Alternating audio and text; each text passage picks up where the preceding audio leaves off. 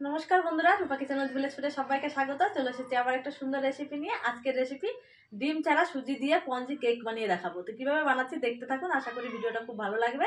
তো ভিডিওটা প্রথম থেকে শেষ অবধি দেখার অনুরোধ রইল। তো চলুন শুরু করি আজকের রেসিপি। তো এবারে আমি প্রথমে একটা পাত্র নিয়েছি এরকম। তো এই পাত্রের মধ্যে আমি সব উপকরণগুলো নিয়ে নেবো। তো উপকরণগুলো আমি এরকম একটা বাটি মেপে নেবো। তো যখনই কেক বানাতে যাবো কিন্তু এরকম একটা বাটি, মানে বাটি হোক কাপ হোক যাই হোক, ওইটা উপকরণটা কিন্তু মেপে মেপে নিলে কিন্তু কেকটা সুন্দর হয়। তো এবারে সেই একই বাটিতে আমি এই বাটি 2 বাটি নিয়ে নেবো গরম দুধ। আমি দুধটা আগে থেকে ভালো করে ফুটিয়ে রেখেছি। এবারে নিয়েছি ওই একই বাটির 1 বাটি সুজি। তো সুজিটা এর মধ্যে মিশিয়ে দেবো। দুধের ভেতরে সুজিটা দিয়ে আমি ভালোভাবে মিশিয়ে নিয়েছি। মিশিয়ে কিন্তু আমি এটা 15 থেকে 20 মিনিটের মতো ঢাকা দিয়ে রেখে দেবো। এদিকে উনুনে একটা কড়াই বসিয়ে নিয়েছি। কড়াইতে কিন্তু আমি এবারে 1/2 বাটি চিনি নিয়েছি। চিনিটা দিয়ে একটু ক্যারামেল তৈরি করে নেবো। এদিকে কিন্তু ক্যারামেলটা আমার রেডি হয়ে গেছে। তো ক্যারামেলের চিনিটা ভালো করে গলিয়ে এরকম সুন্দর একটা কালার এনেছি। এবারে কিন্তু এর মধ্যে কিছুটা একটু জল মিশিয়ে আবারও ভালো করে ফুটিয়ে নেব। ক্যারামেলটা নামিয়ে নিয়েছি। এবারে সুজিটা আবার দেখে নেবো 20 মিনিট পর। সুজিটা ঢাকনা খুলে একটু ভালো করে আবারও মিশিয়ে নেব। তো সুজিটা কিন্তু এই সময় কিন্তু অনেকটাই নরম হয়ে গেছে, ভিজে আর ফুলেও গেছে। তো ভালো করে একটু মিশিয়ে নেব। এবারে এর মধ্যে 1/2 বাটি ময়দা নিয়েছি, এর মধ্যে মিশিয়ে দেবো। মিশিয়ে দিয়ে ভালো করে একটু মিশিয়ে নেব। এবারে ময়দাটা ভালো করে মিশিয়ে দিয়েছি। মিশিয়ে দিয়ে আমি এই কাপে নিয়ে নিয়েছি 1 কাপ তেল। তো তেলটার মধ্যে দিয়ে দেবো।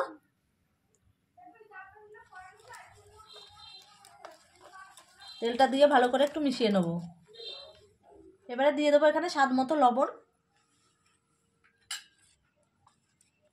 লবণটা দিয়ে একটু ভালো করে মিশিয়ে নেব। এবারে এখানে কিছুটা দুধ আগের থেকে আমি রেখে দিয়েছিলাম আলাদা করে। এই দুধের ভেতরে আমি দিয়ে দেবো এবারে 1 চামচ বেকিং পাউডার। আর দিয়ে দেবো 1 চামচের 3 ভাগের 1 ভাগ বেকিং সোডা। ভালো করে একটু মিশিয়ে নেব। এবারে বেকিং পাউডার আর বেকিং সোডাটা আমি দুধের মধ্যে মিশিয়ে এর মধ্যে দিয়ে দেবো।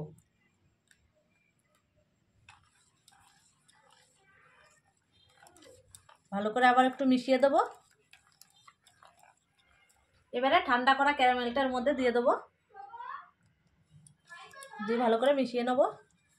এখানে কিন্তু অল্প অল্প করে দিতে হবে আর ভালো করে মিশিয়ে নিতে হবে। সব কিছু উপকরণ ভালোভাবে মিশিয়ে নিয়েছি।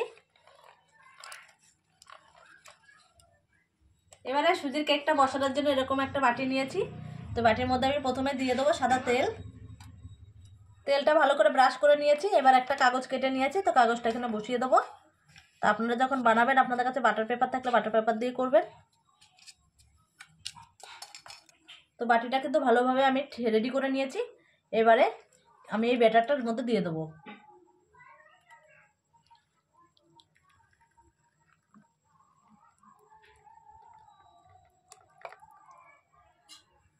ব্যাটারটা ঢেলে নেওয়ার পর আমি চামচ করে এইভাবে একটু নাড়িয়ে চাড়িয়ে দেবো। তাতে বাবলসগুলো কিন্তু ভেঙে যাবে।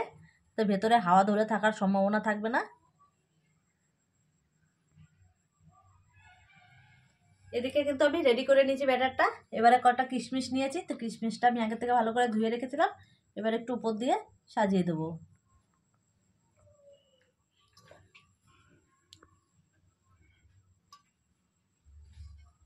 সুন্দর করে সাজিয়ে নিয়েছি। এবারে এদিকে আগে থেকে কড়াইতে আমি লবণ দিয়ে কড়াইটা বসিয়ে রেখেছিলাম। লবণটা কিন্তু গরম করে নিয়েছি। তো আপনারা লবণের পরিবর্তে কিন্তু বালি দিয়েও করতে পারেন। তো এবার একটা স্ট্যান্ড বসিয়ে দেবো। আমি কড়াইটা যেহেতু ছোট, স্ট্যান্ডটা কিন্তু উল্টো করে বসাবো। এবারে স্ট্যান্ডের উপরে খুব সাবধানে কেকের বাটিটা আমি বসিয়ে দেবো। বসিয়ে দিয়ে একটু ভালো করে ঢাকা দিয়ে দেবো। এমন কিছুতে ঢাকা দিতে হবে যেন কড়াই আর ঢাকনার মাঝে কোনো হাওয়া না বেরোতে পারে। তো এইভাবে কিন্তু আমি মিডিয়াম আঁচে 1 ঘন্টার মতো জাল করে নেবো। 1 ঘন্টা পর আবার ফিরে আসছি। আমার 1 ঘন্টা হয়ে গেছে ঘড়ি দেখে একদম। তো এবার আমি ঢাকনাটা খুলে একটু দেখে নেব। তো বন্ধুরা, দেখেই বুঝতে পারছেন যে কত সুন্দর হয়েছে। তো আমি এবার একটা কাঠিতে একটু চেক করে নেবো যে ভেতরটা ঠিকঠাক হয়েছে কিনা।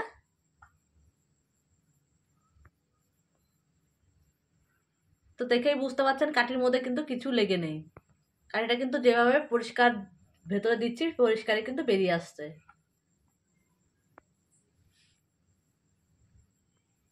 কিচ্ছু লেগে নেই। এবারে কেকটা আমি নামিয়ে নেবো, নামিয়ে একটু ঠান্ডা করে নেবো।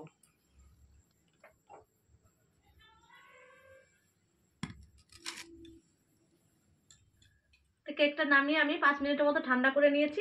এবার একটা ছুরি দিয়ে আমি চারদিকটা একটু ছাড়িয়ে নেব। ঠান্ডা হয়ে গেলে এমনিতেই ছেড়ে যায়, তবুও একটু সাইডগুলো একটু এইভাবে একটু ছাড়িয়ে নিলে কিন্তু কেকটা বার করতে সুবিধা হবে। এবারে আমি প্লেটের মধ্যে একটু উল্টে কেকটা বের করে নেব।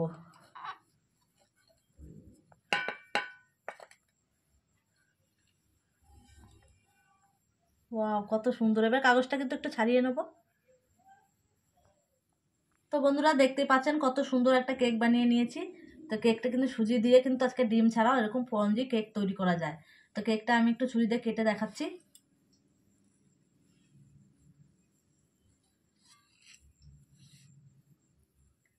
তো কেকটা কিন্তু আমি কেটে নিয়েছি। তো বন্ধুরা দেখতেই পাচ্ছেন সুজি দিয়ে কিন্তু কত সুন্দর একটা স্পঞ্জি কেক তৈরি হয়। একদমই কিন্তু ডিম ছাড়া কেকটা আজকে বানিয়েছি। তো এই কেক রেসিপিটা ভালো লাগলে অবশ্যই একটা কমেন্ট করে জানাবেন, আর একটু বেশি বেশি করে বন্ধুদের সাথে শেয়ার করে দেবেন। আর কোনো নতুন নতুন রেসিপি পেতে হলে চ্যানেলটিকে সাবস্ক্রাইব করে পাশে থাকবেন। আবারও ফিরে আসবো অন্য কোনো সময় অন্য কোনো রেসিপি দিয়ে। ততক্ষণে ভালো থাকবেন, সুস্থ থাকবেন, সাবধানে থাকবেন।